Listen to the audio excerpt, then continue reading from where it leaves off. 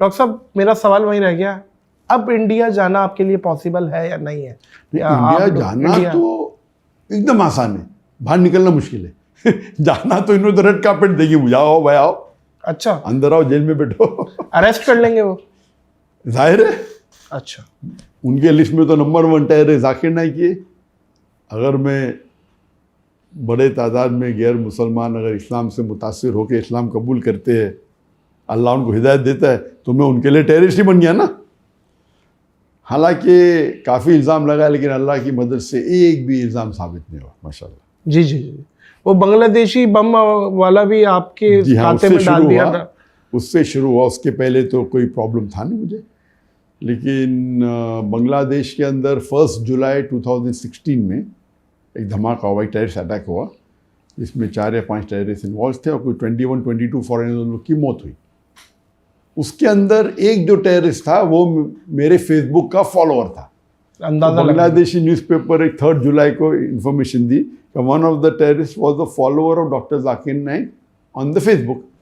Indian media ने उसको twist की जी और बोले ही वॉज इंस्पायर्ड। एक फॉलोअर होना अलग होता है और एक इंस्पायर्ड मुतासिर होके टेररिस्ट एक्ट करना अलग होता है, और एक फॉलोअर होना चाहिए। तासुर दे दिया कि आपका साथी है। हाँ, लेकिन जाकिर नाइक के लेक्चर देख के उसने टेररिस्ट अटैक किया इनडायरेक्ट। तौबा है। तो इंडिया मीडिया में और उस टाइम वो हफ्ते में अल्हम्दुलिल्लाह maximum search name in the world वो जाकिर नाइक। आप गूगल के ऊपर Zakir Naik every day about 40-50 newspaper में, और इंडियन न्यूज़पेपर तो मुझे ओवरनाइट सर बिकते हैं, गवर्नमेंट ने मुझे और फेमस बना दी। तो इसीलिए मैंने कहा जज़ाकल्लाह जज़ाकल्लाह। और जज़ाकल्लाह मतलब अल्लाह उनको जज़ा दे।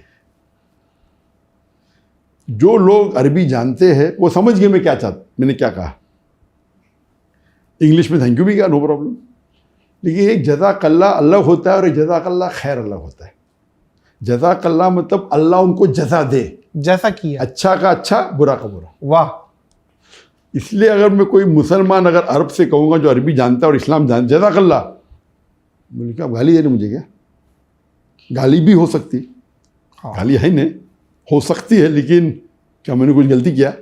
तो जज़ाकल्लाह मतलब अल्लाह उनको जज़ा दे। तो अगर कोई गलत काम किया उसके लिए भी हो सकते हैं। तो सही में अगर किसी को आप शुक्रिया अदा करना चाहते होना चाहिए जज़ाकल्लाह खैरन, अल्लाह आपको जज़ा दे आपके अच्छे काम का। बिल्कुल सही है, दुरुस्त।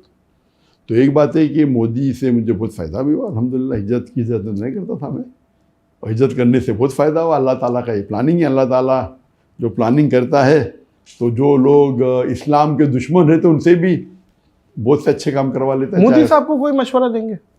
वो तो बहुत मशवरा दे दिया मैंने। क्या कहेंगे मोदी साहब इस टाइम इंडिया के लिए कैसे हैं आपके नज़दीक? क्या अभी तो 10 साल तो बहुत रूल किया। अभी ये इलेक्शन के अंदर ज़रा उनकी पॉपुलैरिटी कम हो गई, हुई है, बहुत कम हो गई कंपेयर टू बिफोर।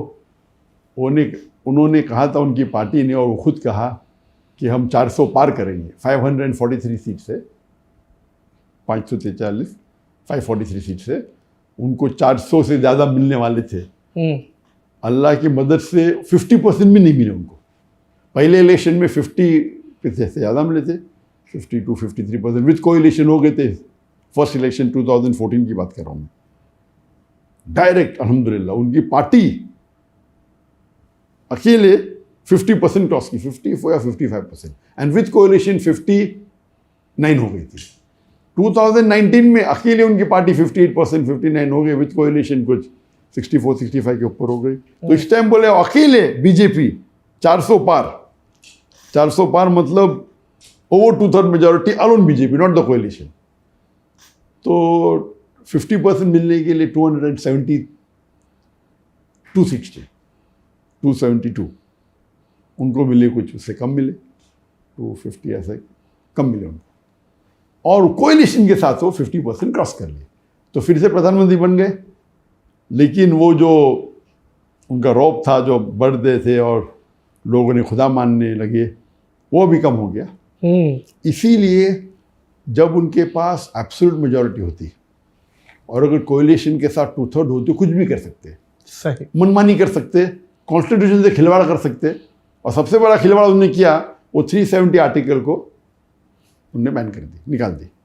और कश्मीर की आज़ादी उसको हटा दिया। और उस वक्त ये चल रहा था जब 370 निकालने के पहले, कुछ महीने पहले, उनने अपने एक सबॉर्डिनेट, एक एमिसरी इंग्लिश में बोलते, एक आदमी को भेजा मुझे मिलने के लिए मलेशिया में। तो मिलना चाहते थे, मैं बोला कोई प्रॉब्लम नहीं। तो हमने 5 स्टार होटल में मुलाकात की इधर मलेशिया में, पुत्रजाय में। मैंने बोला आपको कौन भेजा है? तो बोले डायरेक्ट मुझे मोदी जी और अमित शाह ने भेजा, प्राइम मिनिस्टर और होम मिनिस्टर ने। ये कभी की बात है, 2018 जब ये 370 आर्टिकल निकला कश्मीर का, उसके कुछ महीने पहले। सही। 18 था या 2018 तकरीबन, 19 जो भी था। तो क्या बात हुई इसमें? उनने कहा कि हम आपके हमारे बीच में दरमियान मिसअंडरस्टैंडिंग हटाना चाहते। सही। तो मैंने कहा मेरे हिसाब से अगर मुझे कोई दुनिया में मेरे फैमिली के बाद अच्छी तरीके से जानता है वो आपकी इंटेलिजेंस है। मेरे फैमिली के बाद अगर मुझे कोई एकदम गहराई से जानता है वो आप लोग हैं। मेरी ज़िंदगी तो एक ओपन बुक है, खुली किताब है। वो अलग बात है कि आपको मेरे काम पसंद नहीं आते, लेकिन मैंने कोई भी कॉन्स्टिट्यूशन का एक भी हिस्सा I have not broken any law of Indian government. वो पैचअप करना चाह रहे थे आप लोग? हाँ बिल्कुल सही। क्यों? तो बात तकरीबन हुई 5-6 घंटे तक। अच्छा। लंच भी किया अपने साथ में। तो बोले नहीं आप इतने मशहूर है, हम आपके साथ होना चाहते हैं, हम चाहते आपको एकदम वापस इंडिया बुलाए, एकदम पूरे विथ फुल। आप इतने मशहूर, आप इतना अच्छा काम कर रहे, आपकी नॉलेज क्या है दिन के बारे में, आप हिंदुज़म की नॉलेज रखते हैं, ब्ला ब्ला ब्ला। तो मैं बोला आप चाहते क्या है? बोले कुछ नहीं, हम चाहते ट्रैप तो नहीं था डॉक्टर साहब के आए तो पकड़ लो, अल्लाह वालों। अच्छा। तो मैंने बोला कि आप चाहते क्या है? नहीं हम सिर्फ चाहते हैं कि हमारे ताल्लुकात अच्छे हो जाए। तो मैं उन्हें साफ कहा कि देखो आप अगर मुझसे कुछ काम लेना चाहते हैं, मैं मेरे देश के लिए, मुल्क के लिए काम करने को तैयार हूँ। मेरी 2 शर्तें। एक शर्त है जो आप मुझे कहेंगे वो कुरान और हदीस के खिलाफ नहीं होना चाहिए, नंबर 1 शर्त। अल्लाह और अल्लाह के रसूल टीचिंग के खिलाफ नहीं होना चाहिए। और नंबर 2 मुझे आपके पैसे की ज़रूरत नहीं। अगर ये 2 शर्त पूरी हो जाती, आप जो मुझसे काम लेना चाहते, मैं मेरे मुल्क के लिए हाजिर हूँ। फिर तो उन्होंने बोला वेरी गुड, नो प्रॉब्लम। तो गुफ्तगू हुई, काफ़ी गुफ्तगू हुई। आप चाहते क्या? नहीं कुछ नहीं, हम कोशिश करेंगे अभी आपको वापसी आने के लिए। तो उस वक्त तो कुछ कहा नहीं, लेकिन एकदम पैचअप कर लिया ऐसा कि भाई अभी हम with in couple of months आप वापस से आ सकते। मुझे उम्मीद तो थी नहीं। मैं बोला अगर आप, फिर मुझे कहने लगे वो आदमी शख्स जो आया था उधर से, दिल्ली से, कि हम चाहते हैं कि आप हमारी गवर्नमेंट को सपोर्ट करो कश्मीर इशू पे, कि जो हम 370 आर्टिकल को निकाल रहे वो सही है। तो मैंने कहा ये तो नामुमकिन है, मैं मेरे मुसलमान भाइयों के साथ गद्दारी कर ही नहीं सकता।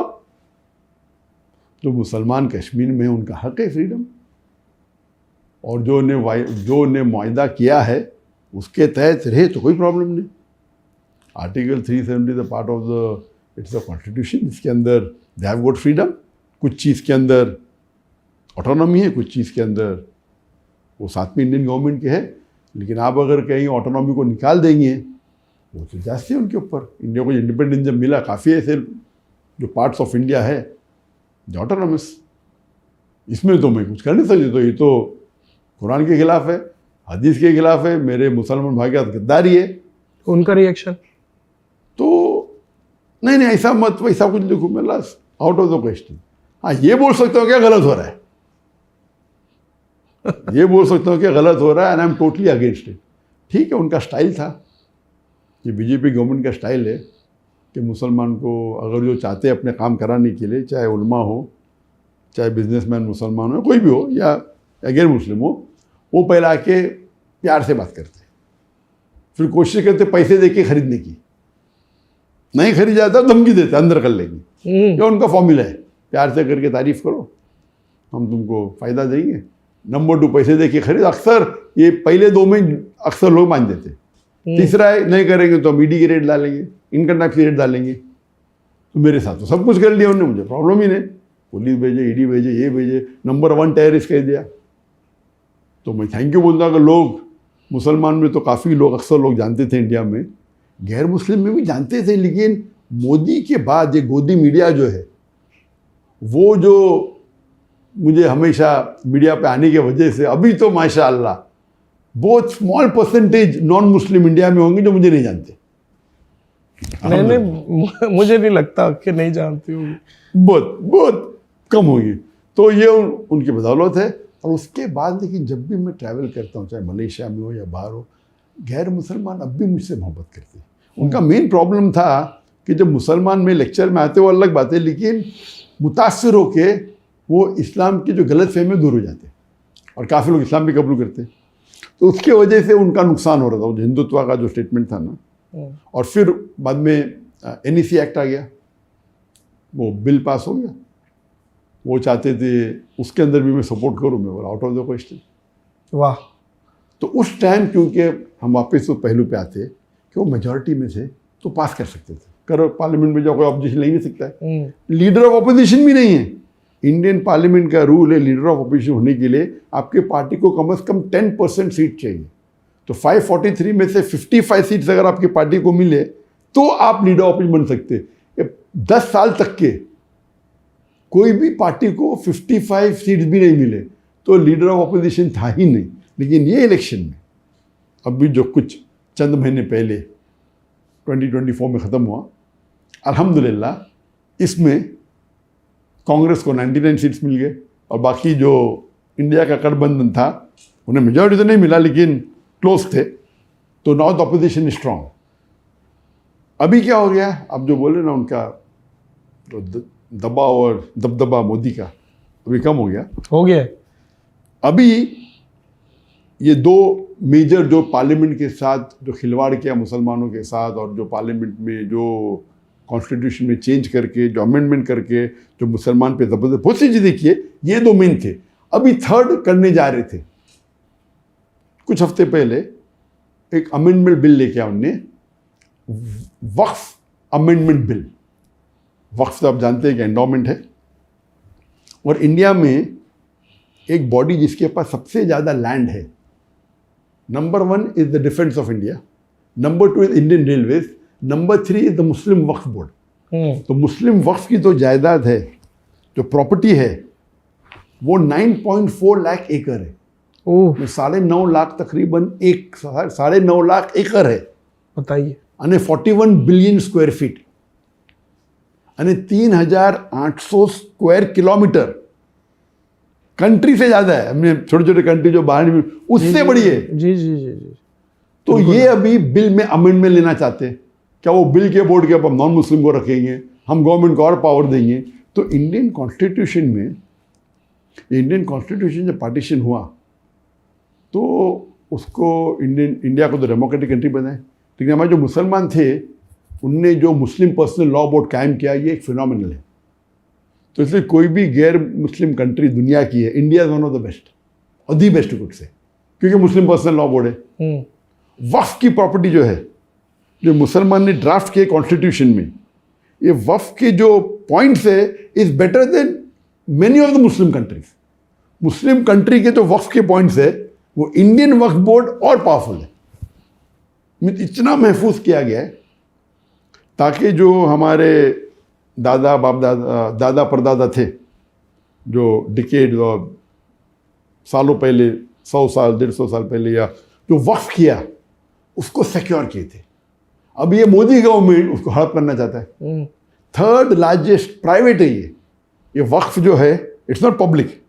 और बाकी तो गवर्नमेंट की है ना, डिफेंस एंड रेलवे, ये तो प्राइवेट है मुसलमान की, यानी अल्लाह के लिए वक्फ किया गया है। It should benefit only the Muslims. तो उसके अंदर वो अमेंडमेंट लेना चाहते हैं, अपने पास रखना। ठीक है, थोड़े मुसलमानों ने गलती की, मुसलमान जो मुतवल्ली है अब पैसा खाए और फ़ायदा लिए, तो फ़ायदा लेने से वक्फ बोर्ड का नुकसान हो रहा है। तो उस आड़ में उसको एक्सक्यूज बना के बोलते हम अमेंडमेंट करना चाहते हैं। अमेंड करे तो ये पूरा हड़प कर सकते हैं, आप समझे ना। तो कुछ मुसलमान गलत है, जो मुतवल्ली है, अपने फ़ायदे के लिए रिश्वत लेते, कम भाव के ऊपर ज़मीन दे देते ऑन रेंट, और कई बार गवर्नमेंट